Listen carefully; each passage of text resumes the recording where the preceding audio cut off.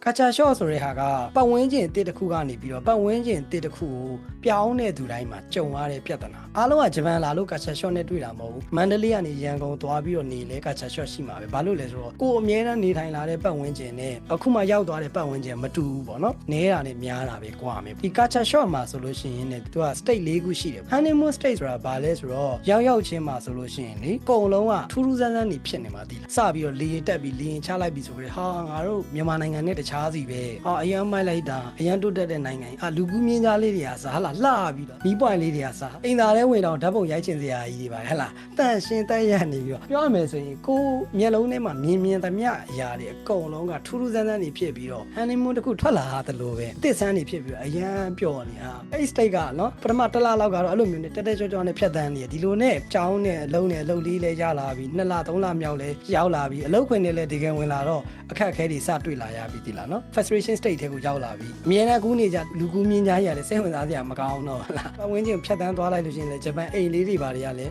ထူးထူးဆန်းဆန်းဟုတ်မနေတော့ကိုမြင်နေကြဖြစ်သွားတော့နားလဲဖြစ်သွားပြီပြီးလို့ရှိရင်အလုပ်ခွင်သွားလိုက်တော့လဲဂျပန်စကားကြောင်းသွားတော့လဲဂျပန်စကားပြီးတော့ဟာစိတ်ညစ်ပါတယ်ဆိုပြီးတော့အစားတောက်လေးစားလိုက်အောင်မယ်ဆိုတော့ဂျပန်ရတာဘယ်ရာမှဂရွေးမတွေ့တော့ဘူးဒီလားနော်ခက်ခဲတွေကကြုံလာတော့မယ်အဲ့ကြရင်ဘာဖြစ်လာလဲဆိုတော့တဖြည်းဖြည်းနဲ့ကိုအလိုမကျမှုတွေများလာပြီအဲ့ကြောင့်စိတ်ဓာတ်တွေကျမယ်စိတ်တွေညစ်မယ်အဲ့ဒီကာလအခက်ခဲဆုံးကာလလို့ပြောလို့ရမယ်ဒီလားငါတို့ရွေးချယ်ခဲ့တာမြန်မှားသွားပြီလားပေါ့စသဖြင့်နော်ရာသီဥတုရှိမယ်ဘာသာစကားရှိမယ်အစားအသောက်ရှိမယ်သူတို့ရဲ့အတွေးခေါ်ရှိမယ် system ရှိမယ်အကုန်လုံးကမတူညီမှုတွေများပြီးတော့ depression ဖြစ်တာတွေပြီးတခါလေးကျရင်ညတွေပါတယ်အိတ်မပြောတာတွေအမျိုးမျိုးကြုံကြရလိမ့်မယ်ပေါ့နော်အဲ့လိုမျိုးဖြစ်တဲ့အချိန်တိုင်းမှာအားလုံးကခုစမ်းစစ်ပြောပြတဲ့ culture shock ဖြစ်နေတာဆိုတော့သိထားပြီဒါကိုကြိုသိထားခြင်းအပြင်ငါတယောက်တည်းဖြစ်နေတာဆိုတဲ့စိတ်မရှိတော့ဘူးပေါ့နော်ငါတယောက်တည်းလားမသိဘူးဆိုတဲ့စိတ်တွေမရှိတော့ဒါကလူတိုင်းဖြစ်မှာနည်းနည်းပြင်းတာနဲ့ပြော့တာပဲကွာလိမ့်မယ်သိလားဘာကြောင့်မလို့ဒီကောင်ကြိုပြီးတော့သိထားစီလဲဆိုဒီလိုမျိုးတွေးထားခြင်းအပြင်အားလုံးကမတုံလို့တော့ surprise မဖြစ်တော့ဘူးပြီးရင်ငါတယောက်တည်းမဟုတ်ဘူးဆိုတဲ့စိတ်ဝင်သွားတဲ့အတွက်ကြောင့်မလို့ပို့ပြီးတော့လုံခြုံသွားတယ်ပေါ့သိလားလူတယောက်က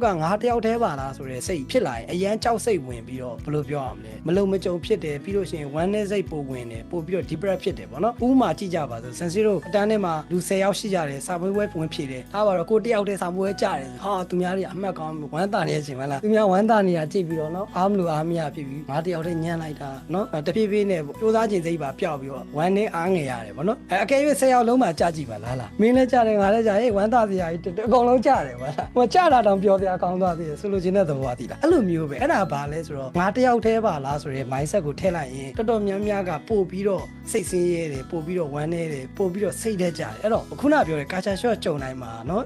အားလုံးကငါတယောက်တည်းမဟုတ်ဘူးနော်ဈေးပတ်စကသူတွေအကုန်ဖြစ်တယ်နော်ဈေးပတ်စကကျောင်းသားတွေမှမဟုတ်ဘူးဂျပန်ကိုလာတဲ့လူတိုင်းဖြစ်တယ်စသဖြင့်အဲ့လိုမျိုးနဲ့ဒီကာလကိုနော် shock key ကိုကြော်ဖြတ်သွားတယ်ဆိုရင် adjustment state ဆိုတဲ့ထဲကိုရောက်လာမယ်ပေါ့နော်အဲ့ဒီကာလမှာတော့တဖြည်းဖြည်းနဲ့နားလဲဖြစ်လာပြီအလုံးမှာလည်းနားလဲဖြစ်လာပြီဘာသာစကားဆိုရင်လည်းထိုက်တင်တဲ့လောက်သူတို့ပြောတာတွေကိုခိခိနာလဲဖြစ်လာပြီပြောမယ်ဆိုရင်လည်းတခွန်းစာနှစ်ခွန်းစာကိုကစူးစမ်းပြီးပြောချင်ရင်လည်းပြောနိုင်လာပြီအစားတောက်တွေဆိုရင်လည်းနားလဲဖြစ်လာပြီအဲ့လိုမျိုးနဲ့တဖြည်းဖြည်းအဆင်ပြေလာပြီပေါ့နော်နေရထိုင်ရအဲ့လိုမျိုးနဲ့ဒီ adjustment state တွေကိုရောက်လာပြီပေါ့နော်အဲ့ဒီ adjustment state တွေရောက်ဖို့ဆိုရင်လည်း6လကနေ1နှစ်ပေါ့နော်အနည်းဆုံးကြာတယ်တချို့ကြောလည်း2နှစ်လောက်ကြာတာမျိုးလည်းရှိတယ်တယောက်နဲ့တယောက်နဲ့တော့မတူကြဘူးပေါ့နော်ပြီးတော့အဲ့ဒီကနေပြီးတော့နော် acceptance state ထဲရောက်ဖို့ဆိုရင်လည်း1နှစ်ကနေ3နှစ်ကြာတယ်ပေါ့နော်ဆန်ဆေးတို့ဆိုရင်ဒီထဲကိုရောက်ပြီလို့ပြောလို့ရမယ်နော်ကိုဒီမှာဖြတ်တန်းရတာလည်း happiness စစ်မှန်ရရှိရဘလောက်ပဲပင်ပန်းနေပါစေဘလောက်ပဲခက်ခဲနေပါစေ trade တို့အရန်ကြီးပင်ပန်းခက်ခဲတယ်လို့မခံစားရတော့ဘူးလားဘာသာစကားကလည်းသူတို့ပြောတာတွေတော်တော်များများနားလည်လာပြီပြီးလို့ရှိရင်ဒီဂျပန်နိုင်ငံရဲ့ system တွေလူမျိုးတွေရဲ့စိတ်နေစိတ်ထားသဘောထားတွေအကုန်လုံးသိလာတော့เนาะ AC ဖြစ်သွားတော့စိတ်မညစ်တော့ဘူးလို့ပြောချင်တာလေနေထိုင်ရတာကိုမြန်မာပြည်မှာနေရတယ်လို့ပဲလုံးဝ comfortable ဖြစ်သွားတယ်ဗောလေ